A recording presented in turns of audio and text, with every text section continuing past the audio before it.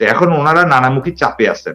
এই যে যিনি আজকে একটা যিনি বললাম যে নির্বাচনের তফসিলের নামে যুদ্ধ ঘোষণা করলেন, যিনি করলেন যিনি করলেন তার মুখায়ব দেখলেও তো বোঝা যায় তার পেছনে মনে হয় যে কেউ একজন পিস্তল ঠেকিয়ে রাখছে। আমি শুধু এই কথাটাই, তো এটা তো ওনার জন্য আনন্দের হলো না, না হলো জাতির জন্য, না হলো যিনি ঘোষণা করলো। আসসালামু আলাইকুম, আমি আপনাদের কাছে দেখাবো তফসিল ঘোষণাকে কেন্দ্র করে একই তথ্য দিলেন বিএনপির এক নেতা, যা আপনারা শুনলে অবাক হয়ে যাবেন। তো আজকের ভিডিওটি অত্যন্ত গুরুত্বপূর্ণ। আমি আশা করবো যে আপনারা এই সম্পূর্ণ ভিডিওটি দেখবেন, আর এই সম্পূর্ণ ভিডিওটি দেখলেই বিস্তারিত জানতে পারবেন। আর এই ভিডিওটি দেখানোর আগে আপনাদের কাছে আমার ছোট্ট একটি রিকোয়েস্ট, আপনারা যদি আমার চ্যানেলে নতুন হয়ে থাকেন তাহলে আমার এই চ্যানেলটি সাবস্ক্রাইব করে আমার সাথেই থাকুন। আর এখন চলুন কথা না বাড়িয়ে আমরা ভিডিওটি দেখে আসি। এক্সিটের বহু রকমের রাস্তা পন্থা বহু কিছু আছে যেটা ওনারা ইচ্ছে করলেই করতে পারেন, তবে ইচ্ছে করলেই করতে পারেন এটা ওনারা করবেন না। কারণ ওনারা যেভাবে উনি যাচ্ছেন, দেশে একটা অস্থিরতা তৈরি করবেন, সে অস্থিরতা তৈরি করে নির্বাচনটাকে প্রলম্বিত করবেন। এটাই হলো যে কি আপাতত দৃষ্টিতে আমার ব্যক্তিগত পর্যবেক্ষণে এই জিনিসটাই ধরাশায়ী হয়, এটাই হয়। এরপরে যদি কোনোভাবে কোনো একটা আরেকটু সময় যদি কালক্ষেপণ করা যায়, তাহলে যদি কোনো একটা এক্সিটের রাস্তা তৈরি হয়, তাহলে হয়তো বাংলাদেশের মানুষ খাদের কিনারা থেকে উঠে আসতে পারবে। আর না হলে তো খাদের কিনারায় দাঁড়িয়ে আছে, পড়েই যাবে। অনেকগুলো সিমটম তো আমি বলেই দিলাম। সুতরাং এখন বিবেচনার বিষয় বল ওনাদের কোর্টে। আমি মনে করি বিএনপির নেতাদেরকে নিয়ে এত কুৎসা রটনা না করে, তাদেরকে এত গালিগালাজ না করে, তাদেরকে জেলে বন্দী করে রাখছেন, ভালো থাকেন না। এইটা যদি নির্বাচন কমিশনার কাছে, আমি ওনার কাছে বিবেকের কাছে তো দিলাম যে উনার বিবেক যদি আজকে রাতে ওনাকে সায় দেয়, উনি ভালো কাজ করেছেন, ভালো। আমি নিশ্চিত উনি আজকে রাত্রে নয়, আগামী নির্বাচন নয়, যতদিন ইয়ে থাকে উনি ঠিকমতো ঘুমাতেও পারবেন না। হ্যাঁ, কারণ ওনাকে ওনার বিবেক দংশন করবে, ওনাকে ওনার পরিবার চেপে ধরবে, ওনার মেয়েরাও দেশের বাইরে থাকেন। হ্যাঁ, আমরা অনেক তথ্যই অনেকভাবে পাই, অনেকভাবে, যেহেতু আমাদেরকে আপনাদের অনুষ্ঠানে ডাকেন, দুইটা কথা বলতে হয়, তো কিছু তথ্য আমাদেরকে জেনে শুনে এসে হয়তো বলার চেষ্টা করতে হয়, না হলে তো মানুষ বিভ্রান্ত হবে। তো এখন ওনারা নানামুখী চাপে আছেন। এই যে যিনি আজকে একটা যিনি বললাম যে নির্বাচনের তফসিলের নামে যুদ্ধ ঘোষণা করলেন, যিনি করলেন তার মুখায়ব দেখলেও তো বোঝা যায় তার পেছনে মনে হয় যে কেউ একজন পিস্তল ঠেকিয়ে রাখছে। আমি শুধু এই কথাটাই, তো এটা তো ওনার জন্য আনন্দের হলো না, না হলো জাতির জন্য, না হলো যিনি ঘোষণা করলো তার জন্য। এমন একটা দিনক্ষণ তো আমরা আশা করিনি। তার চেয়ে আমার মনির ভাই যেটা বলেছে, যেটা আমি তার আগে তো আমিই বলেছি, যে এটার কি জানি বলে, উনি পদত্যাগ করলে বাংলাদেশের জনগণ ওনার পাশেই থাকতো, ওনার কিচ্ছু হতো না।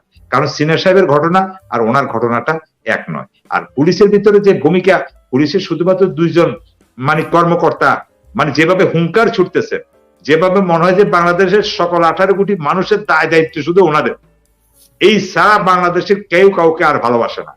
হ্যাঁ, ওনারা বাংলাদেশের এত প্রেমী হয়ে গেছে শুধু দুইজন ব্যক্তি, ওনাদের যারা আরো সুপার অফিসার, আমি ওনাদের কথার ভিতরে আরো অনেক স্বাধীনতা দেখি। ইভেন আমি ডিএমপি কমিশনার আজকে বক্তব্য শুনেছি হাবিবুর রহমান সাহেবের, ওনাকে যখনই পলিটিক্যাল বিএনপি আসে নাই, এটা কি কোনো সংকট তৈরি করবে না, উনি বলছে আমি রাজনৈতিক কোনো কথা বলতে চাচ্ছি না, নির্বাচন কমিশন অফিসের সামনে দাঁড়াই। কিন্তু উনি তাদের চেয়েও তো অনেক বড় অফিসার। এরপরে আপনি যিনি পুলিশের ইন্সপেক্টর জেনারেল অফ পুলিশ আছেন, উনিও যখন বক্তব্য দেন, হ্যাঁ, ওনার বক্তব্যগুলো আমরা রিকল করে শোনার চেষ্টা করি, আমরা দেখার চেষ্টা করি ওনাদের দৃষ্টিতে কি বলতে চায়। কিন্তু ওই জায়গাতে যে এই কয়জন, এই ওনাদের মতো তারা যে এরকম একটা কাণ্ড কারখানা করতেছে, হ্যাঁ, মনে হচ্ছে যে কি ওনাদের সহ এই কয়েকজন মানুষ আর ওনাদের দল ভারী করা কিছু মানুষ, হ্যাঁ, এদেরকে দল জোগাড় করে নিছে, হাওলাত করে নিছে, নিয়ে টিয়ে পুলিশের পোশাক টোশাক পরাইয়ে একটা বাহিনী তৈরি করছে, যেটা তারা পুলিশের নাম কাগজে কলমে তাদের নাম নাই আর কি, পোশাকে নাম আছে আর কি, নিয়ে দিয়ে তাদেরকে দিয়ে আপনি দেখেন এই দৃশ্যটা আপনি কোথায় পাবেন। শেষ বাক্য যে আপনি এই যে আমরা অনেক ক্যামেরা গুলাতে দেখি বাড়িতে বাড়িতে যেভাবে আগে রাজাকাররা আলবদররা মুক্তিযুদ্ধদের বাড়ি দেখিয়ে দিত, ঠিক সেভাবে যে তাদের বাড়িটা দেখিয়ে দেয়, এটা কিসের ইঙ্গিত বহন করে আপনি আমাকে বলেন। আমরা তো উভয়ে 55,000 বর্গ মাইলের বাসিন্দা, 18 কোটি মানুষ তো আমরা একটা ঘরের মানুষ বাসিন্দা। তখনও না আচ্ছা পূর্ব পাকিস্তান আর পূর্ব পশ্চিম পাকিস্তান ছিল, তখনও না একটা ডিবেটেশন ছিল। এখন আমাদের কি ডিবেট, তখন আমাদের ভাষার বেমিল ছিল, উর্দু ভাষা আর বাংলা ভাষা, অনেক কিছুতে আমাদের সেখানে শোষণ শাসনের ব্যাপার ছিল। কিন্তু এখন তো আমরা এক জায়গার একই ভাই, আমরা আমাদের ভাইকে দেখাই দিতে হবে, ঘর দেখাই দিতে হবে, বাঁশ তলা সে লুকিয়ে আছে সেখানে পুলিশকে নিয়ে যাচ্ছে। সাদা পোশাকধারী পুলিশ রাতের অন্ধকারে এমন করতে পারে? তারপরে বিএনপি কে ধরিয়ে দিতে পারলে পুরস্কার ঘোষণা করবে, এই কথা বলতে পারে। জিয়া ভাই তো বিএনপি দেখে না, এগুলা তো আপনারা বলছেন জিয়া ভাই তো বিএনপি দেখতেছে না। না আমি আপনাকে আরেকটা কথা আমি আপনাকে একদম জিয়া ভাইয়ের প্রতি সম্মান রাখি বলি, জিয়া ভাই বলেছেন যে বিএনপিও এমনটা করেছে, আমি জিয়া ভাইয়ের সাথে একমত, এটা প্রত্যেকটা সরকারই করে, বিএনপিও করেছে, কিন্তু সেটা রেশনিংটা আমাদেরকে দেখতে হবে, সেটার মানে আপনার পর্যায়টা দেখতে হবে, কোন পর্যায়ে। বিএনপিতে এতটা স্ট্রিম হওয়ার সুযোগ নেই। আপনাকে আমি ওনাকে, উনি যেহেতু গবেষক, উনি গবেষণাতে ওনার আছে 1991 সাল থেকে 1996 সাল পর্যন্ত বিএনপি যে 5 বছর ক্ষমতা 95 পর্যন্ত, সেটা কি এত বিতর্কিত ছিল? ছিল না।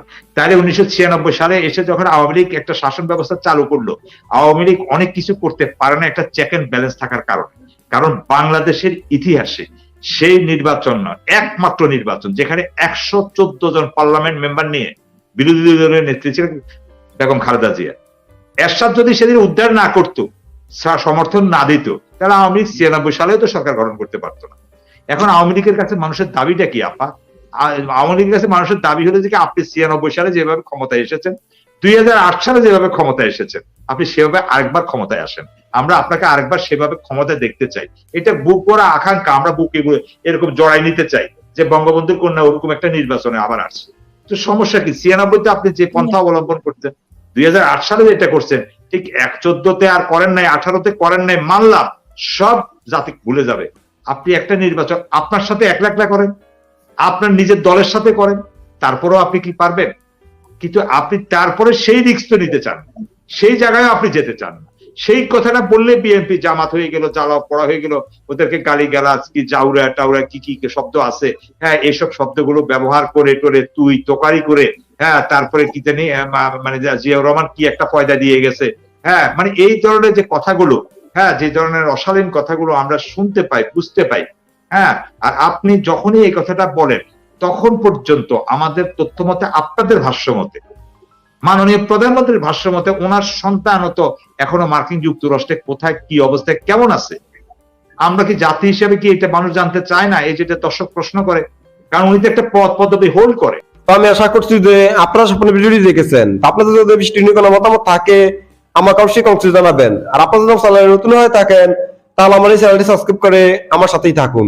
তো দেখা হচ্ছে পরবর্তী ভিডিওতে। সে পর্যন্ত সবাই ভালো থাকবেন, সুস্থ থাকবেন। আল্লাহ হাফেজ।